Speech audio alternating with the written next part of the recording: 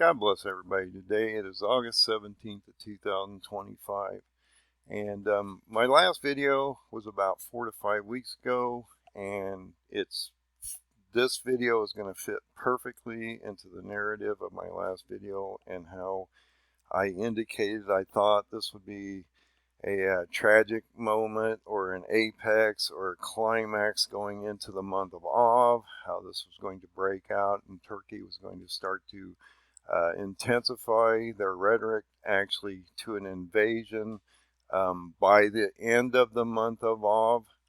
So in the Jewish calendar, the month of Av of 2025 begins on July 26th and ends on August 24th. And we're at August 17th right now. So when you get into the month of Av, it's the month of judgment before you go into the month of atonement, which is going into the fall feast and Yom Kippur.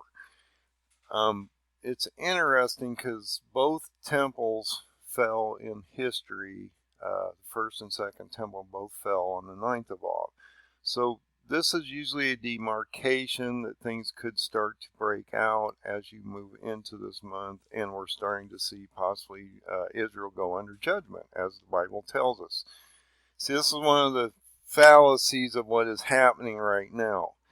Netanyahu is trying to build a greater Israel and expand the footprint of Israel to the footprint of God back in the original days when God gave the land to Israel.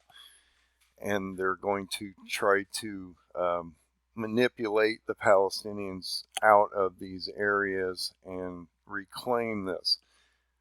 But on the other side, we're watching the Muslims trying to basically conquer and destroy Israel as multiple nations are attacking them. The problem with this is both are actually in an ideologically driven nightmare that's supposed to bring back God on one side or the other. Because think about it, Israel is expanding this with the understanding, Netanyahu's understanding of this is that God is going to step in and protect them someday here. And that is not what the Bible's telling you. If you go out and look at the prophets, it tells them that they're going to go under massive judgment. 2/3 of them are going to be destroyed in one manner or the other through sword, famine, disease, or whatever. Famine, it's just going to be terrible. And 1/3 will be removed for the hidden period for the 1260 days while Antichrist is here. So they're under this misconception that God is going to step in when they're actually doing terrible behavior at this time, as well as the Palestinians, because we're going to get into the Palestinians here in just a second, and that this is going to bring God back faster, okay? On the other side of the equation, you have to look at the Muslims, because if they speed this up and we start attacking Israel and we start doing devastation on Israel, that will bring their Mahdi back faster. So I don't know how you fight two ideologically driven men. The other thing you need to look at in this picture is you need to listen to Netanyahu. From the very beginning, he stated one thing. If he does not eliminate the threats around Israel, they won't exist as a nation. I've been pointing this out in a number of videos that, look, Netanyahu is surrounded by wolves and he's a hurt dog in a corner, and he's going to bite and try to attack anything that comes his way, and he's going to eliminate all the threats.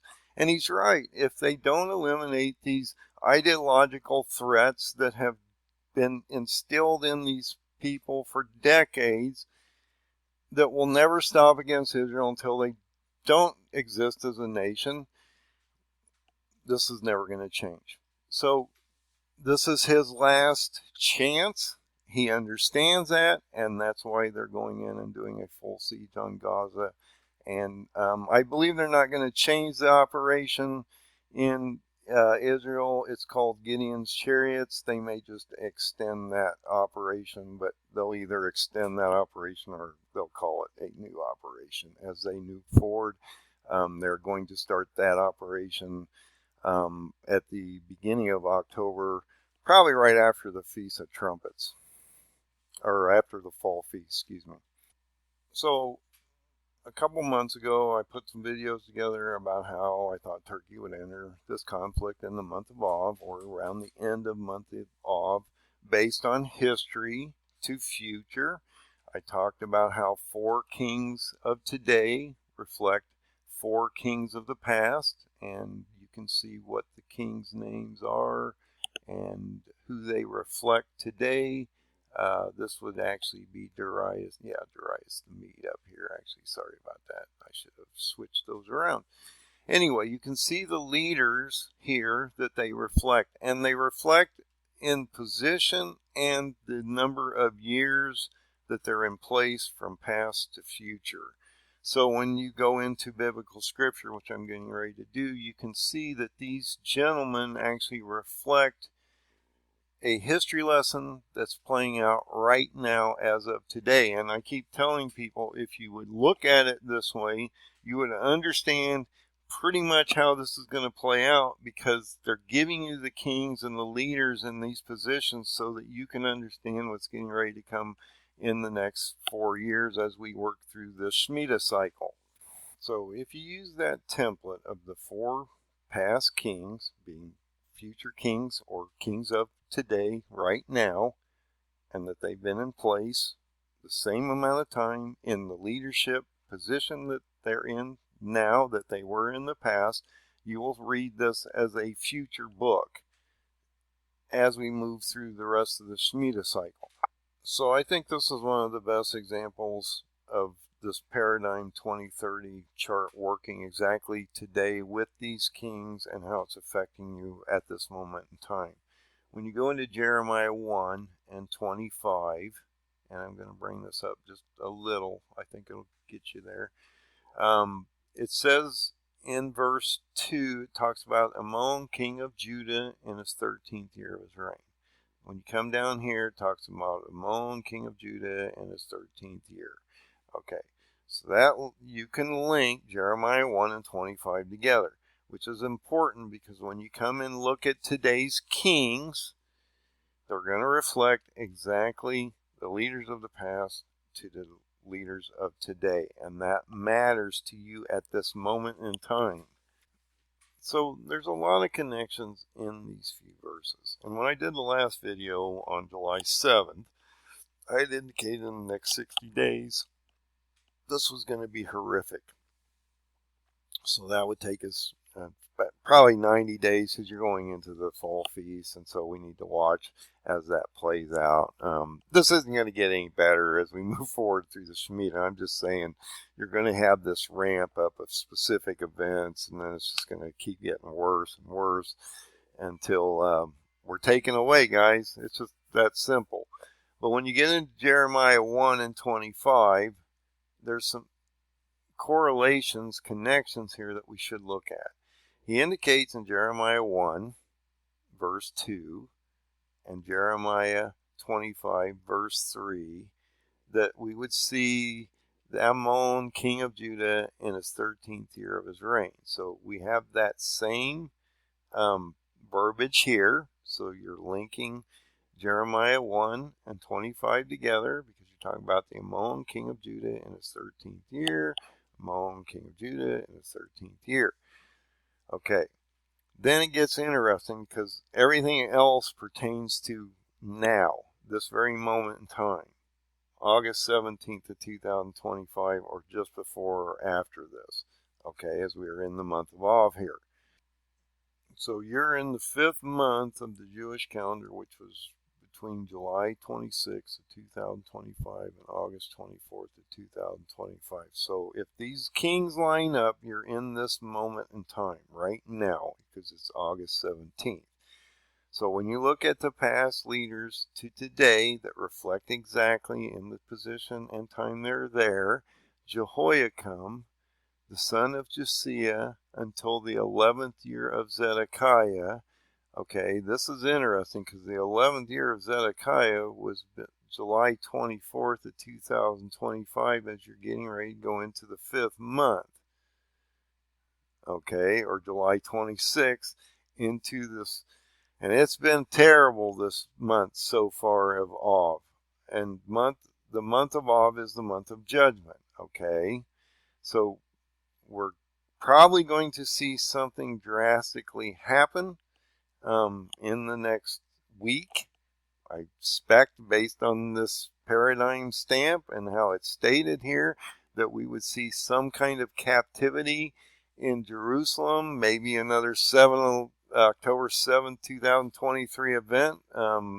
They are talking about how Hezbollah or Hamas is planning possibly another attack, and that would be through pretty much Turkey at this point. Whatever happens here, even if it's not really related to Turkey, Turkey's going to come into this because they're going to go help the Palestinians. But if this is the case, if you go back in history, Jehoiakim is taken captive, which would make a lot of sense, because if you look at the timing of the Battle of Gaza and the Battle of Gaugamela, which is in October of this year, which is going to affect Palestine and the Kurds up in northern Iraq, because they've been shoved all the way out of pretty much Syria at this point, is all going to line up in October, September, October, around the Feasts of Trumpets, or the Fall Feast. And so this really matters to where we might be at this moment in time. So you have this 5th month of the Jewish calendar in Av, which is running between July 26th of 2025 and August 24th of 2025. And then there's something else that's extremely interesting here. When you go into this verse of Jeremiah 25:1, it talks about the first year of Nebuchadnezzar, king of Babylon, which is Antichrist. Okay? This is extremely, extremely important, because you're getting ready to go into a transition where all the 10 nations of the Muslims are going to attack Israel by March of 26th, and they're going to be decimated on a 6th seal event in March of 2026, which is then going to take you into a transitional period into an Antichrist phase around March 30th of 2026. When you go into this paradigm 2030 chart and you go to March 30th, 2026, you're 1,260 days to the Feast of Trumpets of 2029, September 10th. Okay, that would be, in my opinion, and you may not agree with me at all, because I'm a pre-wrath before Bowles rapture guy, that happens on September 10th of 2029. That's when you would have rapture, because you're not appointed for the bowls. You're not appointed for God's wrath. Look, the bowls or God's wrath starts in Revelation 15:1.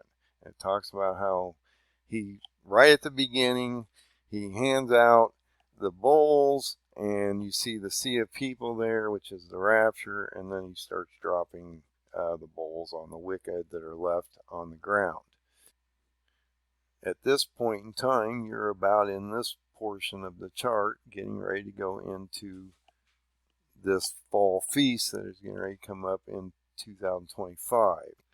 And you're having a transition between Erdogan, which has been in leadership for 23 years, into the first year of Nebuchadnezzar, which is Antichrist, going into 2026, okay?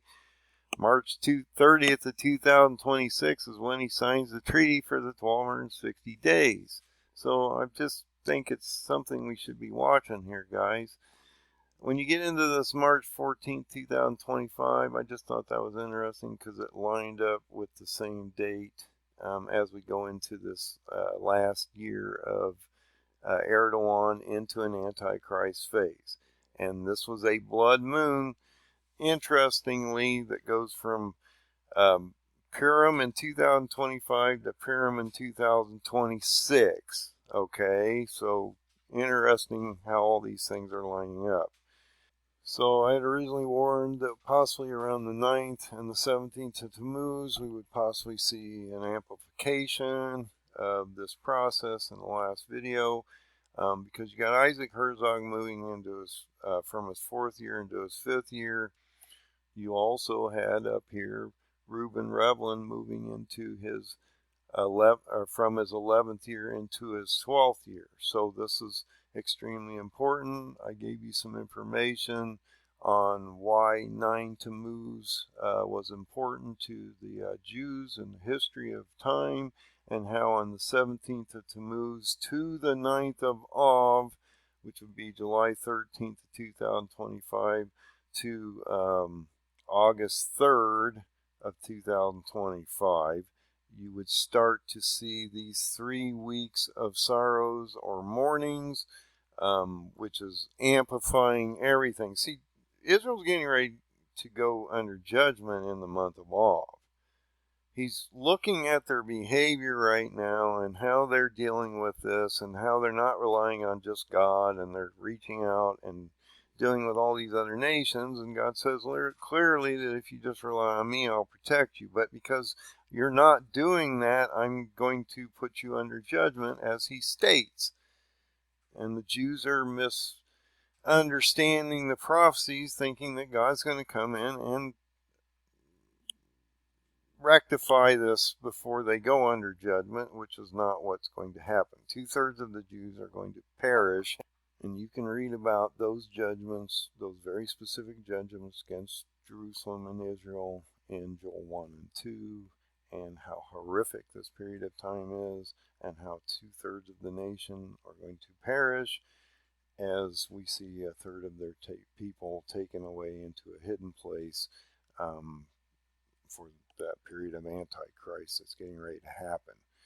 And so I thought it was also interesting that when we go from Reuben Revlin's, or Zedekiah in this case, moves from his 11th year of July 24th, which was 28 Tammuz, he goes into his 12th year. That was on the new moon, going into the very first day of the month of Av. So a lot is happening here. Very interesting connections. I have more connections I'm going to bring up, and also take you into the next couple months as we move forward. Another thing that I think is extremely important is when you get to this 9th of Av, there's some really interesting connections, because you have it's the most cursed day in the Jewish history, when both temples were destroyed. That was August 3rd. We started to see a massive ramp up. Like I say, today is August 17th. Also on the 9th of Av, there was 666 days from the original attack of October 7th, 2023 to the 9th of Av. Now that doesn't necessarily mean anything. It could just be a demarcation that things are going to get a lot worse as you move through this day of the month of 9th of Av, which I believe is going to happen. On the 9th of Av, you have only 1,500 days to the Feast of Trumpets of September 10th, 2029. Now, if you take the date stamp today, which is August 17th, we're at 1,486 days if you look at today, to the Feast of Trumpets of 2029, or September 10th of 2029. So we also need to be looking ahead a couple months as we get into the fall feast. And so I wanted to bring these things to your attention so that you're extremely aware of where we are in time and how these dates also could affect you. You have the main Jewish fall feast of 2025. You have Rosh Hashanah, which begins on September 22nd of 2025 and September 24th of 2025. You have the day of Yom Kippur, which is Wednesday, October 1st of 2025. Now, look, you're in August 17th. You're getting ready to go into the month of September here. So this is in the next month and a half, 2 months, that this is going to affect you.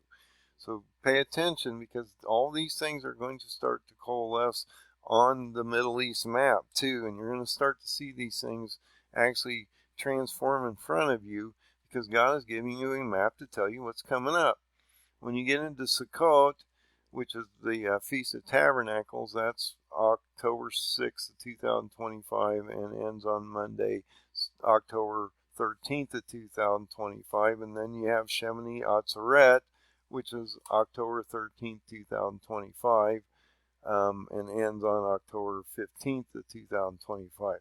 Now remember, Shemini Atzeret seems to play a massive role in the history, especially in this Shemitah cycle. It was the date that Iran was attacked by Israel. A number of different things have happened. That was the response when Iran had originally attacked them with all the drones and missiles. Then they had to go through the fall feast, and they attacked on Shemini Atzeret of 2024. There is a special upcoming meeting coming up in September, which is going to start to legitimize the Palestinians with all these nations that are siding with Palestine, and this is the 80th session of the UN General Assembly, which will start on September 9th. But the high-level general debate actually begins on Tuesday, September 23rd, 2025, which starts the Feast of Trumpets, interestingly.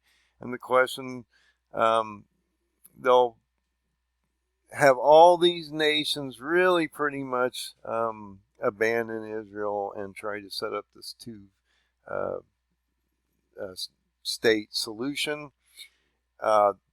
If you go back in history, all the nations that try to divide the land of Israel will be under judgment. So I would guess that any nation that does try to divide this in any type of way, shape, or form, publicly or otherwise, statement-wise, will come under much higher judgment than if they would follow Israel, and as we are at this moment in time. But even then, it says all nations will abandon Israel over time, and I believe you'll see that happen in the next year as we go into an Antichrist phase. You got Security Council briefing of the Middle East, including the Palestinian question, which is, what are we going to do with the Palestine? Now, Israel is even looking at possibly moving the Palestinians to Sudan, which is a terrible idea. It's such a destructive country right now that just doesn't make any sense. So you've got all these different conferences happening. Like I said, there was 666 days from the current Gaza war beginning on October 7, 2023 to the 9th of Av. That started us into a terrible demarcation going into the end of the month of Av. When you get into Amos 8, which is on the chart, you have this potential 3 days of darkness, which is a potential concept where it's a warning before things really get bad on the ground and we see an Antichrist phase, and actually even before Gog is destroyed. This is a warning to the world, probably, that mean that it will happen, but it is a potential, because the whole thing about Amos 8 is that he takes the feasts or the fall feasts and turns them into mournings, okay, or sorrows. So the things that I wanted to look at was Israel is getting ready to start this new operation. It's actually already started. Are they going to change the name of the operation, or are they just going to expand this Gideon's chariot that they're already doing? Turkey, once they get into this, possibly before the next week, going into the month of Elul, we could see them go into a siege mode on Lebanon and Israel, or something, like I said, something could be drastically, could change the game here in the next week. Leader of Israel's captured, some kind of leverage card against Israel that Turkey could use against them to get down into Palestine by October, because the Battle of Gaza against Egypt and the Battle of Gaugamela, which is getting ready to boil over with the Kurds or the Medes, is getting ready to happen in October also. So these are extremely important, because this is real-time events happening on the ground. I'm going to show you a video that's going to link all this stuff together that I'm showing you. So you've got potentially Turkey coming in, something happens to the Israel leader or something that gives them a trump card so that they can basically use that against Israel as a leverage card so Turkey can get down into Gaza and Erbil by October, which in history, that is when the Battle of Gaza and Gaugamela were both in October. You see this massive alignment of the Feasts of Trumpets of 2025. So when you get into the end of the fall feast of 2025, which is going from September into October, you have this huge alignment of Leo, constellation Leo. You've got the woman, the virgin with the 12 stars over her head in Revelation 12. You have balances or Libra. You have the asteroid Daniel, weeks or 70th week possibly. You have the asteroid Angel, possibly reflecting Michael. Michael's getting ready to cast Satan to the ground. Plus, when you also go to Daniel 10, it talks about how Angel Michael and Gabriel goes to Daniel and talks about how around that period of October 7th, 2023, there's that date stamp in Daniel 10 that we would see Michael going against Iran, okay, while the woman is getting ready to go into hiding, while Darius the Mede is breaking out. You just had a new leadership forming there on October 20th, 2024. Erdogan said, if you form a nation, I'm going to destroy you. That's getting ready to happen in October. You got Cyrus, which is Iran. Iran's getting ready to be attacked, actually destroyed in January as Turkey gets ready to collapse the Medes down to Iran. And you've got this other asteroid named King. So you got all this lining up of potentially a destruction of not only Iran, but the Medes as you go into the end of the year here is pretty evident, I believe. And look, you've got to understand, if you're talking about just Ezekiel 38, 39 right now, you do not know where you are in time. You need to be talking about Daniel 8 first, because the Kurds or the Medes have to collapse down to Iran. They'll join together. Turkey will crush them by January 2026 based on the paradigm stamps. And then Persia, Iran is absorbed into the 10 nations, and then they go back to Israel by February, March of 2026 for that 15 days of destruction, or the 1 hour of power before the sixth seal breaks on them. So we're going to take you to real-time events right now, and I'm going to show you a video how it all lines up, because the video is very short and very sweet, right to the point, and it feeds right into exactly what I've been talking about this whole time. So interestingly, in the period of time when the Kurds and Medes announced a historic decision to disband or disarm after 40 years on May 12th of 2025, which was interesting because that's when I had on the Paradigm 2030 chart that the Kurds would basically start to see a collapse of that nation around May. They are now being pushed to Erbil, Iraq for an attack in October, which is getting ready to happen. You had the 77th birthday of Israel as a nation from May 14th of May 14th of 1948 to May 14th of 2025. So you're walking into the strong generation in the next 3 years. Fourth year would be the end of the Shemitah cycle. You started this operation, Gideon's Chariot, on May 17, 2025, and that's going to continue as they're getting ready to do a siege on Gaza City and basically take over that whole footprint of Palestine pretty much. And they're going to try to figure out what to do with the Palestinian people, because Netanyahu is building the greater Israel, or the original footprint of God. And so that is not going away, and he is not going to allow those threats to exist to him anymore, in his opinion. On June 13th, we saw Rising Lion, which is the start of dozens of attacks across Iran. And so when you look at Daniel 10, this is what I've been talking about. Look, this is all laid out as a history lesson that's going to play out in the future. So look at Daniel 10 real quick, and then we're going to watch this video and a couple other things. Look, Daniel has been mourning for 3 weeks. He says that on the 24th day of Tishri, he was sitting by the river Hezekiah, and he has this vision. And then it talks about how Michael has been going against the king of Persia for 21 days, and that then he would give Daniel a vision, translated through Gabriel, and then he would go back and fight against the king of Persia.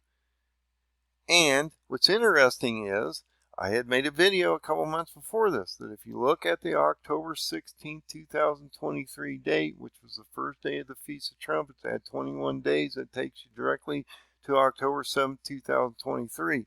Also, if you go back to the original Yom Kippur War of October 6, 7th of 1973, it was 50 years to the date that they attacked them. So all these things are happening. The 24th of Tishri is October 9th of 2023, which amazingly is my birthday. I don't know why it always ends up on my birthday.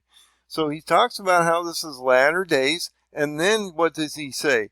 Now I'm going to bring the king of Grecia in, or bring in Turkey. Now, the question I had, and we sparred this through a few people that I know, is that he talks about this battle before he attacks him for 21 days. Then he has this vision on October 9th. So he has an attack before the October 7th attack. He has a vision on October 9th, okay, of 2023. Then he goes back and attacks him again. So the question is that attack of June 13th of 2025, when they started Operation Rising Lion against Iran and hit all those multiple targets, before we went in and hit these targets ourselves in Midnight Hammer on June 22nd, 2025, that then we would see Turkey walk in right after that, which are getting ready to happen as we get ready to go into this. Look, I didn't know at the time, and I don't have a crystal ball when Turkey's getting ready to come in, except I believe it'll happen in the month of Av, and that this will affect probably the leader of Israel or a high-profile target, which will give leverage against Israel for Turkey to go down into Gaza and deal with the Palestinian issues, which will also deal with the Egyptian issue prior to this blood moon event on September 8th of 2025, going into possibly the Amos 8, verse 9-10 of the 3 days of darkness, going into the Feasts of Trumpets, which would then turn the mornings, their feasts into mornings, into a siege of October on not only the Palestinian in Gaza, but the Kurds in Erbil, Iraq. Also, Tyre, Lebanon would be under complete collapse, and that actually collapses around the end of July. There was no specific date of Alexander. It just says between, around the end of July. Could be the end of August. Who knows? And that you would see that probably in the month of Av, that Lebanon, as we're seeing reports of Hezbollah not disarming and getting ready to do a potential move into Israel and fight against the Christian nation of the Lebanese government, and that you would then see the both of these battles basically simultaneously happen. Battle of Gaza, Battle of Gaugamela, dropping the Kurds down into Persia around January for the Battle of the Persian Gate around January 20th of 2026, before coming back to Israel with, we see a date stamp of February 11, 2026, based on Zechariah 1, 7, and 8, going into a holy month of Ramadan, going into an annual solar eclipse, and a sixth seal event probably around March 4th of 2026, going into an Antichrist phase. Okay, guys, I'm just saying this is going to turn into a parabolic movement. It's going to go parabolically south soon. Okay? Now I'm going to show you a video that I think fits into all this. The Kurds, the Druze in the south, you've got the stuff in Palestine, Gaza going on, and how Turkey's getting ready to affect you. And I think this just blends in with everything that I've just been talking about and how it's affecting you now at this very moment in time, and how I think the next week, month could be really just terribly ugly. So I believe this video is extremely good in explaining what has been going on in real time compared to what the chart states, and I believe they follow each other extremely well. This video was put out 2 days ago, and I believe that in 8 minutes they'll explain pretty much what's happening on the ground and most of the topics that we've been talking about and how they link to this Paradigm 2030 chart. So we're going to watch this. It's only about 8 minutes long, and then we'll go into a couple news articles and show you exactly what's happening on the ground at this moment in time.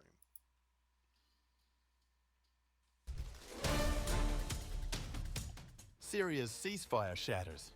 Fierce battles between the army and US-backed Kurdish forces erupt along the Euphrates.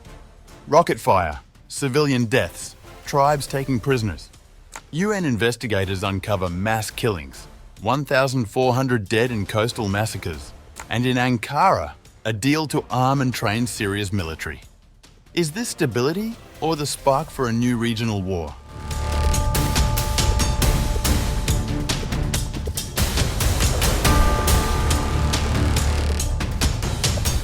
Fighting has intensified across multiple Syrian provinces as government forces clash with Kurdish militias in what appears to be the most serious breakdown of ceasefire agreements since the interim government took power. On late August 13th, violent confrontations erupted in Deir ez-Zor Governorate, with Syrian army units and Syrian Democratic Forces exchanging heavy fire from opposite banks of the Euphrates River. According to Syria TV correspondents reporting from the scene, the clashes involved submachine guns and rocket-propelled grenades after SDF members targeted a Syrian army post near the heart hospital in Deir ez-Zor. The attack resulted in injuries to several military personnel and local fishermen, prompting immediate retaliation from government forces. The violence has spread beyond military engagements into civilian areas. In the town of Garanij, in eastern Deir ez-Zor countryside, tribal fighters engaged in violent clashes with SDF forces, resulting in more than 5 civilian casualties. Syria TV reported that the SDF brought massive military reinforcements and surrounded the town's Al-Haiz neighborhood, while tribal fighters reportedly captured 4 SDF members during the confrontations. This escalation follows Tuesday's deadly incident in Aleppo province, where the Syrian Ministry of Defense announced that a Syrian army member was killed in an attack launched by 2 SDF groups on military positions in the Tal Mars area. The ministry stated via Sana news agency that army units successfully repelled the attack and forced the attackers to withdraw, but warned of serious consequences if such operations continue. The Syrian Ministry of Defense issued a stark warning, calling on the SDF to adhere to signed agreements and cautioning. The continuation of these actions will lead to new consequences. The ministry accused the SDF of continued targeting of army positions in Manbij and Deir Hafa and closing roads leading to Aleppo from positions near the Leyramoun roundabout, describing these actions as clear violations of understandings reached with the Syrian government. Adding to the regional instability, an explosion was heard in the city of Idlib in northwest Syria on August 14th, as reported by Syria's official Ekbaria TV, though authorities were still working to verify the nature of the blast.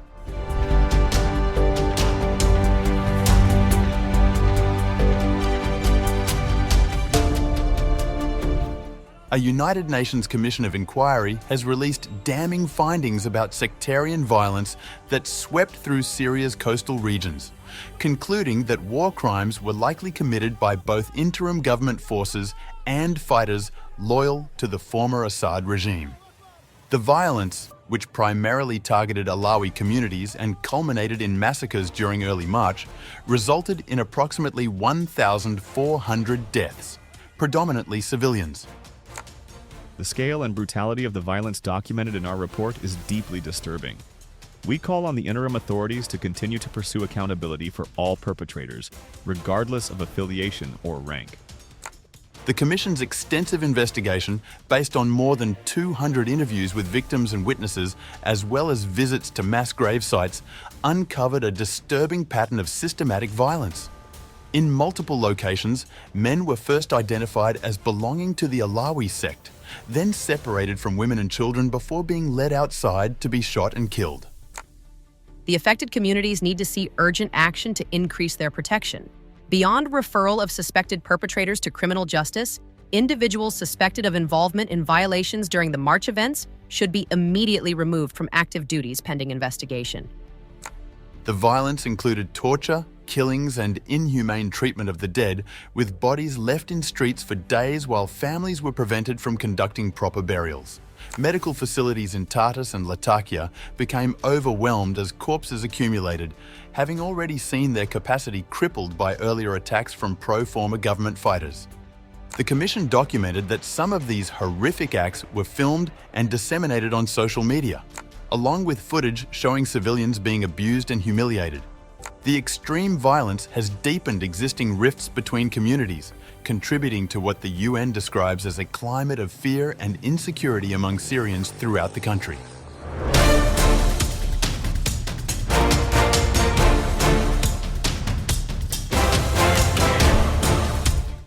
Meanwhile, a Turkish Defense Ministry source told Reuters on August 14th that Turkey will provide weapons systems and logistical tools to Syria under a military cooperation accord signed on Wednesday, adding that Ankara would also train the Syrian army in using such equipment if needed.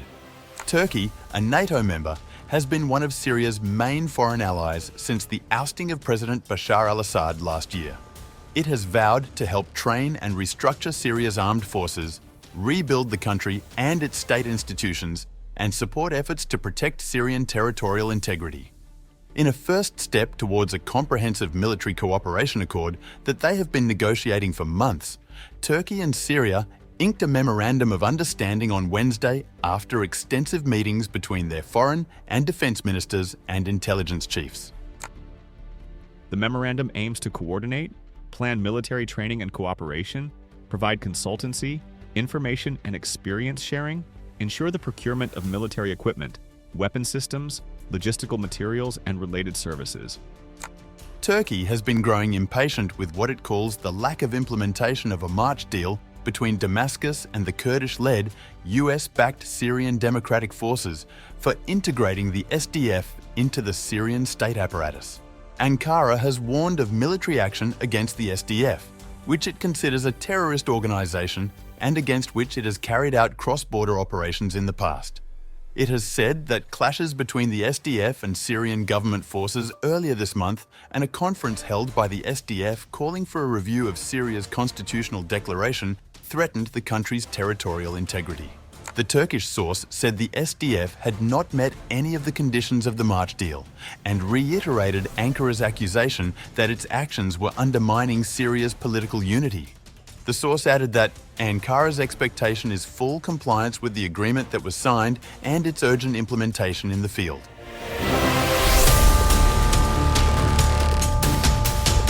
So just realize there's a lot of working parts going on the ground. Not only do you got an issue in Gaza, you also have issues in Lebanon because you have the Hezbollah that was going to be disarmed by the government, now not disarming, and possibly talking about a possible invasion into Israel, as well as a takeover of the Christian Lebanese government, as well as you've got down in Gaza a potential 40,000 rearmed group of people that could do also an invasion. I keep wondering when the hostage thing ends, because you've got 20 living hostages supposedly still there and 30 dead hostages. And once you get them back, what keeps these nations from taking more people, or possibly even the leader of Israel, to use them as leverage against Israel? I'm just saying I don't think it's ever going to end, and I don't think if they start this new siege on, Israel starts this new siege on Gaza City, that this will probably turn out very well for anybody that's in captivity at this moment, and probably you're going to see more prisoners taken and more high-level swaps and things like that. But if a leader of Israel is taken, or somehow profile individual that would give any of these groups or Turkey leverage against them, that is a game changer. So you have this Hezbollah leader accusing the government of basically mishandling everything, and that they're not going to disarm, as well as you have some extreme issues with the Druze, which is a real problem because this is Syria in the southeast portion of Syria. The Druze are being protected by Israel, which has put up a demarcation zone between them and Turkey, where Turkey has 3 air bases in Syria and literally splits the country in half. And so I'm getting ready to tell you that probably this isn't going to hold up, as the Druze are fighting back and saying they do not want to be part of the Syrian government, because they believe they were a lot of the problem in this mass carnage that just happened recently in that area, and that's why the Israeli forces are protecting them at this moment in time.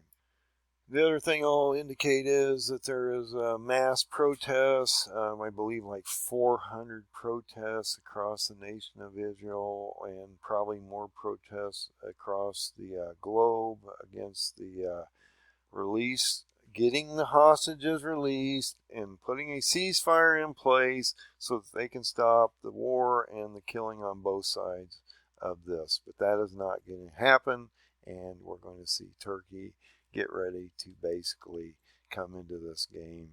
And I still say, if you look at the history books, Turkey's going to get a massive leverage card. Turkey has, over time, used these mercenary groups like these Turkmen death squads to go in and eliminate or capture their opponents. And so this is a potential that they're tracking the leader or high profiles in people in Israel, and would find one of them, or possibly the leader of Israel, in a compromising position to where he would be taken captive. And it clearly tells you in Jeremiah 1 and 25 that there are people from Jerusalem taken captive. If you go back in Nebuchadnezzar, you realize that Jehoiakim is taken captive before he even attacks Israel, and then he goes through Israel down to Gaza, and basically there's this nominal first siege, and then they come back to Israel, because what does Nebuchadnezzar say? I'll come back and deal with you, Israel. I'm going to go down and deal with the Egyptians first, because they haven't been being very nice to the Palestinians either. So these are the things that I'm looking at. Is Israel going to start or continue this Operation Gideon's Chariot? Yes, they're going to go in and do an attack on Israel, or on Gaza City at this point, and they're going to do a full siege or control on Palestine, Gaza area completely. That's what Netanyahu's stating. Will this then bring Turkey into the game? Will they start a new operation against Israel, also affecting Lebanon, Syria, Israel as they're going down into Gaza? Will this affect the leader of Israel at this moment in time, as we go into the month of, finishing the month of Av, going into the month of al-Awwal, which is the month of atonement, going into the fall feast?